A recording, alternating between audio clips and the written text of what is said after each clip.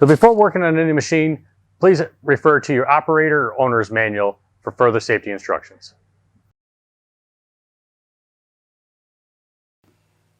Hey guys, Tom from Weingartz again. Today we're going to be changing the air filter on our Exmark Radius E Series. This does have the Exmark engine in it. We're going to start by lifting up the air filter cover. When you pull the air filter out, you want to pull back towards you.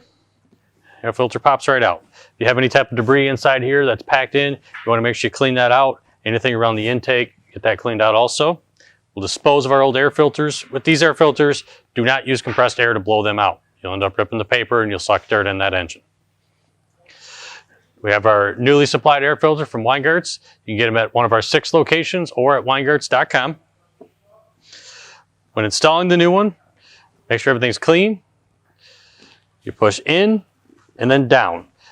Inside the air filter housing, there is a lock that actually pushes that air filter into the intake. So you want to push it in and push it down. Make sure it seals, and then close the cover. Weingartz, Weingartz, everything.